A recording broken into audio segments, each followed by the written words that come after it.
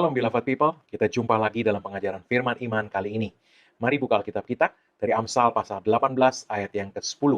Dikatakan dalam firman Tuhan demikian, nama Tuhan adalah menara yang kuat, kesanalah orang benar berlari, dan ia menjadi selamat. Sekali lagi, nama Tuhan adalah menara yang kuat, kesanalah orang benar berlari, dan ia menjadi selamat. Bapak Ibu Saudara yang dikasih Tuhan, sebagai anak-anak Tuhan yang dikasihinya, Bapa kita, Bapa Sorgawi kita mengaruniakan kepada kita perlengkapan senjata yang dapat menjamin kemenangan kita dalam konflik kehidupan. Senjata-senjata rohani yang disediakan oleh Bapa Sorgawi kita akan menjamin kemenangan kita dalam setiap konflik yang kita hadapi dalam hidup ini. Tuhan ingin mengingatkan kita kembali akan senjata rohani yang amat sangat berkuasa, yaitu nama Yesus. Amsal 18 ayat 10 tadi mengatakan bahwa nama Tuhan, nama Yesus adalah menara yang kuat. Kemana orang benar berlari dan mereka menjadi selamat. Firman Tuhan dengan sangat spesifik menyatakan setidaknya 3 hal penting dari ayat ini. Yang pertama adalah menara yang kuat, yang kedua adalah berlari, dan yang ketiga adalah selamat. Firman Tuhan berkata bahwa nama Tuhan adalah menara yang kuat. Dalam bahasa Inggris dikatakan strong tower atau fortified tower, menara yang dibentengi. Ini menggambarkan tempat perlindungan yang sangat ampuh, sangat mumpuni, sangat dapat diandalkan, dan sangat dapat dipercaya. Kemudian dikatakan bahwa orang benar berlari. Sekali lagi, berlari ke menara yang kuat itu yang menginstruksikan kepada kita bahwa kita seharusnya segera atau secepat-cepatnya masuk ke dalam menara itu. Atau dengan kata lain, secepat-cepatnya menaruhkan diri kita di dalam covering atau naungan atau perlindungan yang tersedia di dalam nama Tuhan itu. Ini menunjukkan bahwa ada kuasa yang luar biasa yang tersedia di dalam nama Yesus. Yang jika kita menaruhkan diri kita di dalam naungannya, kuasa itu akan bekerja bagaikan menara berbenteng yang kuat yang akan menjamin keamanan kita. Ini ditegaskan dengan perkataan selamat itu tadi. Mereka yang berlari ke menara yang kuat ini dikatakan oleh firman Tuhan, mereka menjadi selamat. Ini menunjukkan akan adanya jaminan yang diberikan Tuhan dalam firman-Nya, bahwa mereka yang berlari kepada kekuatan kuasa yang tersedia di dalam nama Yesus, mereka tidak akan mendapat celaka. Mereka akan selamat. Atau dengan kata lain, nama Yesus tidak pernah gagal. Sekali lagi, nama Yesus tidak pernah gagal. Camkankan dalam hati kita bahwa nama Yesus tidak pernah gagal. Nama Yesus tidak dapat gagal. Nama Yesus selalu berhasil. Nama Yesus selalu akan mencapai apapun yang kita percayakan kepada nama itu untuk membentengi atau menaunginya. Itu sebabnya Tuhan mau kita selalu berlari dalam segala keadaan, secepat-cepatnya mengambil naungan di bawah kuasa nama Yesus. Secepat-cepatnya berlari kepada nama Yesus untuk menaungi, membela, melindungi, menyelesaikan bagi kita apapun yang menjadi masalah atau ancaman atau persoalan bagi kita. Jangan menunda-nunda atau menunggu-nunggu. Segera pergunakan kuasa nama Yesus untuk menjadi naungan kita terhadap setiap hal yang mengancam kita. Berdiri teguh dalam naungan menara yang kuat, menara kuasa nama Tuhan, nama Yesus. Pergunakan otoritas kuasanya, otoritas di dalam nama Yesus itu terhadap setiap ancaman dan pekerjaan iblis. Segera pergunakan otoritas kuasa nama Yesus untuk menetapkan batas-batas dalam kehidupan kita.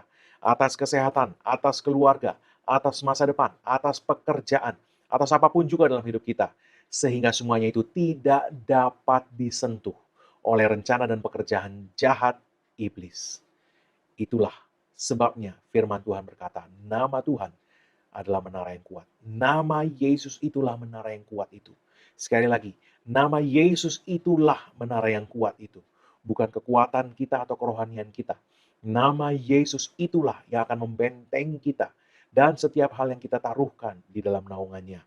Setiap batas yang kita tetapkan di dalam nama Yesus tidak dapat ditembus oleh si jahat. Sebab menara itu, firman Tuhan katakan tadi, adalah menara yang kuat, dan mereka yang berlari ke dalamnya selamat. Mereka selamat sebab menara itu tidak dapat ditembus. Itu jaminan yang diberikan oleh Tuhan.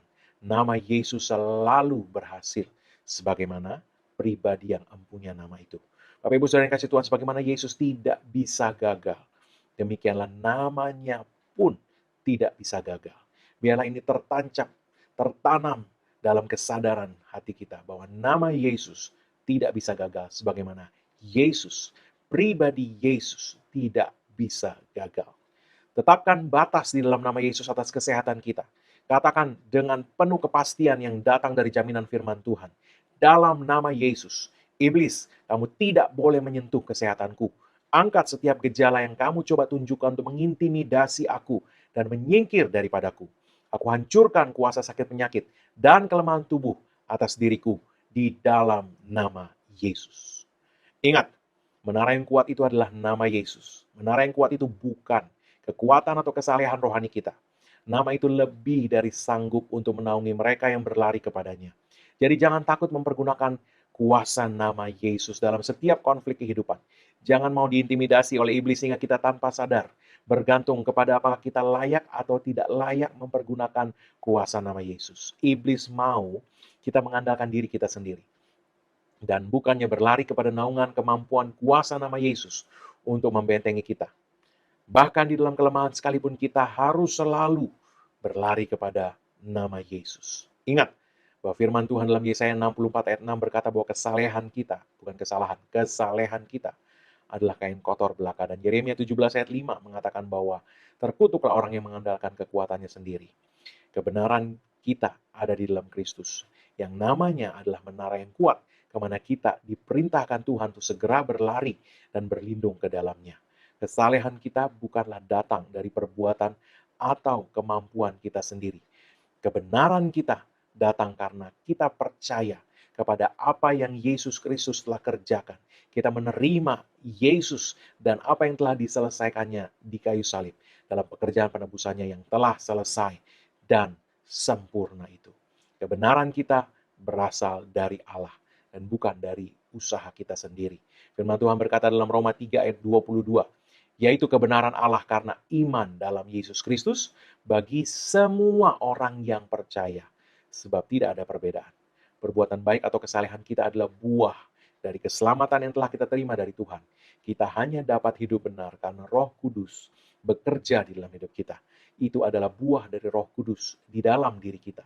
Karena itu kita tidak dapat menjadikan kesalehan atau perbuatan baik semacam jasa atau pencapaian kita yang dapat kita andalkan sebagai landasan agar kuasa Allah bekerja dalam hidup kita. Hidup kudus penting, dan hanya tipuan iblis yang membuat orang berpikir berbeda dari hal itu. Akan tetapi hidup kudus adalah hasil karya Tuhan di dalam kita, bukan pencapaian kerohanian kita yang dapat diandalkan dalam konflik kehidupan. Sebaliknya hidup kudus adalah kesaksian dari betapa berkuasanya Tuhan yang mampu mengubah kehidupan seseorang menjadi saleh dan kudus. Jadi, kita tidak dapat mengandalkan perbuatan saleh kita sebagai jasa untuk mendapat imbalan dari Tuhan atau sebagai bayaran agar kuasanya bekerja dalam kita atau lewat kita. Sebaliknya kita bermegah di dalam Kristus, karena di dalam Dialah kita telah dijadikan Allah sebagai kebenarannya sendiri. 2 Korintus 5 ayat 21 mengatakan dia yang tidak mengenal dosa telah dibuatnya menjadi dosa karena kita, supaya di dalam dia, di dalam Kristus, kita dibenarkan oleh Allah. Dalam bahasa Inggris dikatakan, for he had made him to be sin for us, who knew no sin, that we might be made the righteousness of God in him. Kita dijadikan kebenaran of God, kebenaran Allah di dalam Kristus. Sebenar itulah Allah menganugerahkan kebenaran itu kepada kita yang percaya kepada Kristus. Bahkan di dalam kelemahan pun kita dapat berlari kepada menara perlindungan nama Yesus. Atau dapat dikatakan justru dalam kelemahanlah kita lebih lagi membutuhkan naungan kuasa nama Yesus. Kebenaran yang dianugerahkan Allah kepada kita karena iman menempatkan kita di posisi di mana kuasa Allah dapat bekerja dalam hidup kita. Tidak tergantung kondisi kita, kuat atau lemah dan sebagainya. Tapi dalam segala keadaan kita dapat mengandalkan Yesus dan kuasa namanya. Bahkan di saat godaan datang menerpa, kita dapat berdiri teguh dengan iman kepada perlindungan kuasa nama Yesus dan berkata dengan otoritas nama itu, "Iblis, aku menolak godaanmu. Angkat semua tipu muslihatmu dan menyingkirlah daripadaku. Aku menghancurkan kuasa godaan dosa atas diriku di dalam nama Yesus." Rasul Paulus berkata bahwa dia terlebih suka bermegah atas kelemahannya. 2 Korintus 12 ayat 9 mengatakan, "Tetapi jawab Tuhan kepadaku, cukuplah kasih karuniaku bagimu, sebab justru dalam kelemahanlah kuasaku menjadi sempurna." Sebab itu, kata Rasul Paulus, terlebih suka aku bermegah atas kelemahanku, supaya kuasa Kristus turun menaungi aku. Rasul Paulus tidak mau mengandalkan kesalehannya.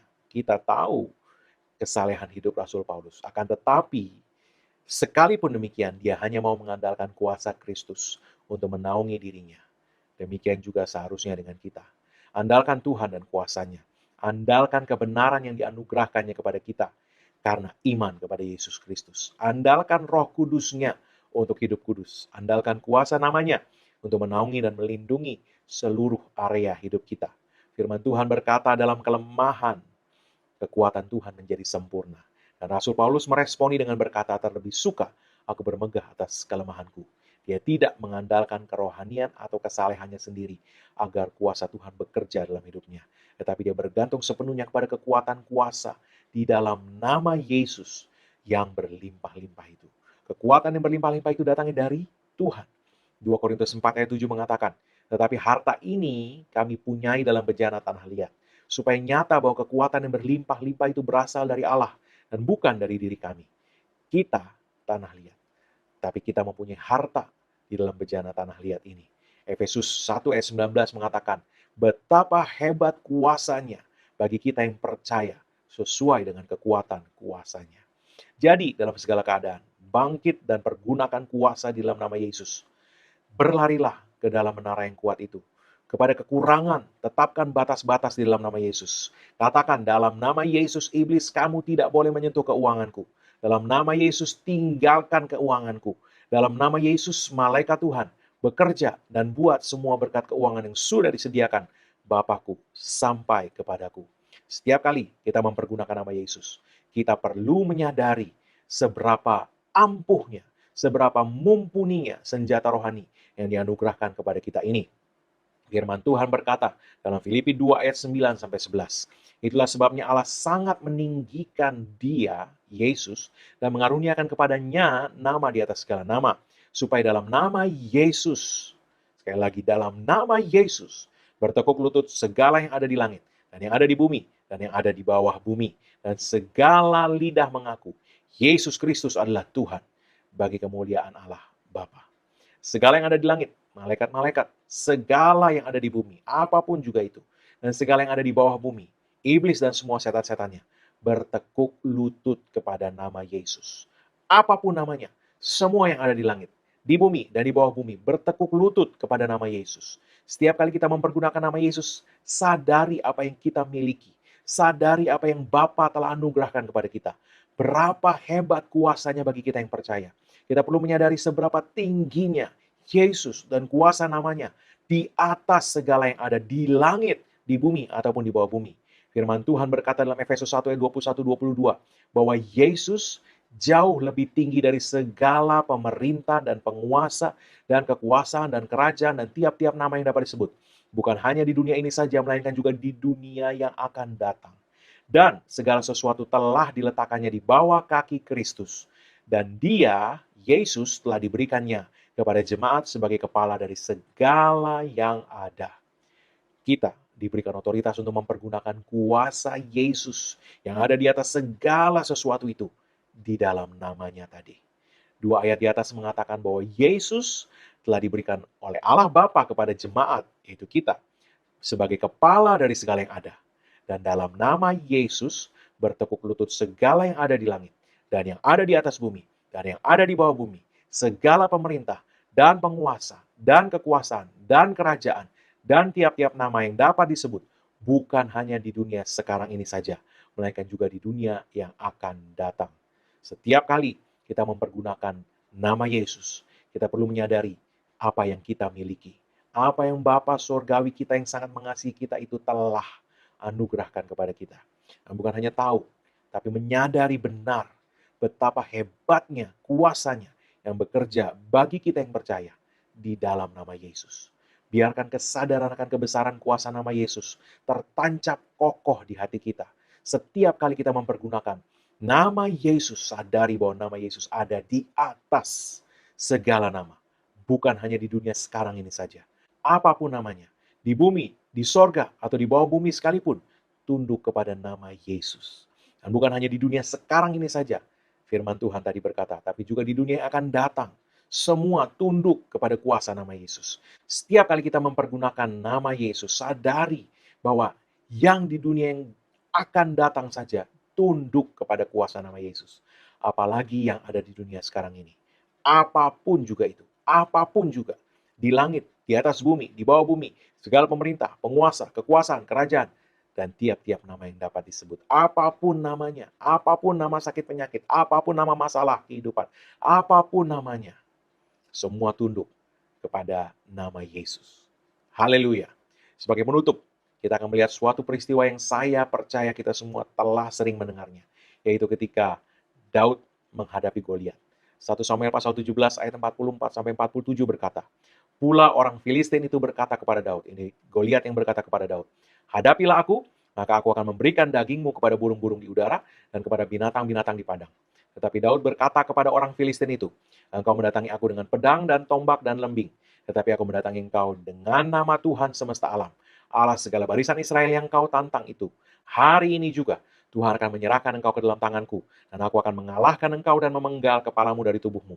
Hari ini juga aku akan memberikan mayatmu dan mayat tentara orang Filistin kepada burung-burung di udara dan kepada binatang-binatang liar. Supaya seluruh bumi tahu bahwa Israel mempunyai Allah. Dan supaya segenap jemaah ini tahu bahwa Tuhan menyelamatkan bukan dengan pedang dan bukan dengan lembing. Sebab di tangan Tuhanlah pertempuran, dan Dia pun menyerahkan kamu ke dalam tangan kami. Bapak Ibu Saudara yang dikasih Tuhan, ketika kita mempergunakan nama Yesus, maka di tangan Tuhanlah pertempuran, dan Ia pun menyerahkan musuh-musuh kita ke dalam tangan kita. Firman Tuhan berkata bahwa ketika Daud maju menghadapi Goliat, ingat ini, Goliat melontarkan ancaman dan intimidasi. Itu selalu dilakukan iblis kepada anak-anak Tuhan. Dia mau kita terintimidasi, sehingga kita tidak jadi menghadapi dia dengan nama Tuhan.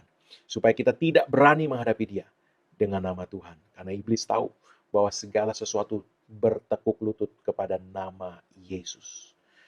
Lihat bagaimana Goliat, yang adalah gambaran iblis, mengintimidasi Daud. Bahwa kalau Daud sampai berani maju menghadapi Goliat, apa yang Goliat katakan? Hadapi aku. Maka aku akan memberikan dagingmu kepada burung-burung di udara dan kepada binatang-binatang di padang. Goliat akan berkata, penyakitmu akan bertambah parah, kamu tidak akan survive. Atau dia akan berkata, kondisi ekonomimu akan memburuk, kamu tidak akan pernah pulih. Macam-macam. Atau dia akan berkata, keluargamu akan hancur, tidak akan bisa rukun kembali. Apapun juga, dia akan coba lontarkan untuk menghentikan kita menghadapi dia dengan nama Tuhan. Puji Tuhan bahwa Daud tidak terintimidasi oleh Goliat. Daud maju dalam naungan menara nama Yesus, nama Tuhan yang kuat. Daud berkata kepada Goliat, engkau mendatangi aku dengan pedang dan tombak dan lembing, tetapi aku mendatangi engkau dengan nama Tuhan semesta alam. Lihat apa yang Daud lakukan. Aku mendatangi engkau dengan nama Tuhan semesta alam. Allah segala barisan Israel yang kau tantang itu. Hari ini juga Tuhan akan menyerahkan engkau ke dalam tanganku, dan aku akan mengalahkan engkau, dan akan memenggal kepalamu dari tubuhmu. Hari ini juga aku akan memberikan mayatmu, dan mayat tentara orang Filistin, kepada burung-burung di udara dan kepada binatang-binatang liar, supaya seluruh bumi tahu bahwa Israel mempunyai Allah. Inilah contoh. Anda lihat bagaimana kita seharusnya maju dengan nama Yesus. Tetapkan apa yang kita mau terjadi atas iblis dan atas pekerjaan jahatnya. Hari ini juga Tuhan akan menyerahkan engkau ke dalam tanganku, dan aku akan mengalahkan engkau. Dalam nama Yesus. Dalam nama Yesus, angkat kaki dari kehidupan rumah tanggaku iblis. Atau dalam nama Yesus, angkat kaki dari kehidupan anak-anakku dari masa depan mereka. Dalam nama Yesus, angkat semua tipu muslihatmu dari hidupku, iblis. Dalam nama Yesus, angkat setiap gejala penyakit yang kau mau tunjukkan kepadaku untuk mengintimidasi aku, iblis. Dalam nama Yesus, suplai keuanganku tidak boleh engkau sentuh, iblis. Dalam nama Yesus. Tetapkan apa yang Anda mau. Tetapkan, sebagaimana Daud, kita lihat tadi, menetapkan hari ini juga, aku akan mengalahkan engkau. Dalam nama Yesus. Tetapkan, hari ini juga, dalam nama Yesus, keuanganku berlimpah oleh suplai supernatural sorga. Atau dalam nama Yesus, aku sehat sempurna oleh bilur-bilur Yesus. Dalam nama Yesus, aku pulih dan sembuh sempurna. Dalam nama Yesus. Haleluya. Bangkit dan serukan nama Yesus seperti yang dikatakan lagu pujian itu. Dan saksikan bagaimana menara nama Tuhan, nama Yesus yang kuat, menyelamatkan hidup kita dari setiap Goliat. Apapun namanya itu, di bumi, di sorga, di bawah bumi, semuanya tumbang di hadapan kita dan bertekuk lutut kepada kuasa nama Yesus. Bertekuk lutut kepada Yesus dan mengaku Yesus Kristus adalah Tuhan bagi kemuliaan Bapa. Biarlah kesaksian kemenangan menjadi bagianmu hari ini di dalam nama Yesus bagi kemuliaan Allah Bapa di sorga. Haleluya. Amin. Bapak Ibu Saudara yang kasih Tuhan, sebelum kita menerima doa berkat, saya mau berdoa untuk setiap kebutuhan, untuk setiap tubuh yang sakit. Oleh sebab itu, buka kedua tanganmu kepada Tuhan. Di dalam nama Yesus, aku berkata kepada setiap roh sakit penyakit, angkat setiap gejala yang kamu coba tunjukkan atas tubuh tiap anak-anak Tuhan, setiap orang yang mendengarkan pemberitaan firman iman ini, di dalam nama Yesus, angkat setiap gejala itu, dan menyingkir dari setiap orang, dalam nama Yesus. Dan dalam nama Yesus, oleh bilur-bilur Yesus, kamu sudah sembuh. Oleh sebab itu, aku perkatakan kesehatan ilahi yang sempurna, kesembuhan sempurna, pemulihan sempurna atas setiap orang yang mendengarkan pemberitaan firman iman ini. Dalam nama Yesus. Dan dalam nama Yesus, aku hancurkan kuasa sakit penyakit dan kelemahan tubuh atas setiap orang-orang ini. Dalam nama Yesus. Dalam nama Yesus, aku perkatakan bahwa Allah memenuhi segala kebutuhanmu, menurut kekayaan dan kemuliaannya dalam Kristus Yesus. Oleh sebab itu aku perkatakan bahwa segala kebutuhanmu terpenuhi oleh suplai supranatural sorga dalam nama Yesus. Tidak ada yang kurang, tidak ada yang hilang dalam nama Yesus.